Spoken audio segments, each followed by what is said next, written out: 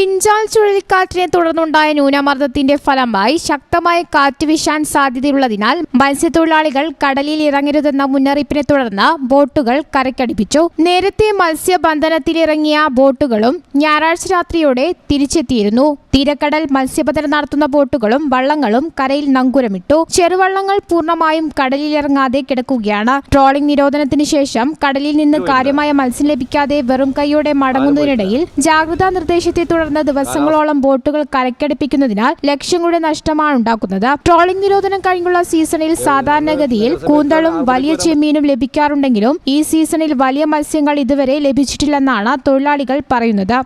Trawling നിരോധനത്തിന് ശേഷമുള്ള 2 മാസക്കാലം ലക്ഷങ്ങളുടെ വലിയ മത്സ്യമാണ് ലഭിക്കേണ്ടത്. ജില്ലയിലെ മത്സ്യബന്ധന തുറമുഖങ്ങളിൽ പലപ്പോഴും ആളൊഴിഞ്ഞ പ്രതീതിയാണ്. ബോട്ടുകളിൽ തൊഴിലെടുത്ത് ഉപജീവനം തേടുന്നവർക്കും ജോലി കുറവായതിനാൽ ഇവരിൽ പലരും മറ്റു തൊഴിൽ മേഖല തേടുകയാണ്. ഇന്ധന വില വർധനയും മത്സ്യത്തിന് വില ലഭിക്കാത്തതുമൂലം പല ബോട്ടുടമകളും നഷ്ടം സഹിക്കാനാവാത്തതിനാൽ ബോട്ടുകൾ കടലിലിറക്കാൻ മടിക്കുകയാണ്. പൊന്നാനിയിലെ ഭൂരിഭാഗം ബോട്ടുകളും നഷ്ടം സഹിക്കാനാവാതെ കരയിൽ തന്നെ നിർത്തിയിട്ടിരിക്കുകയാണ്.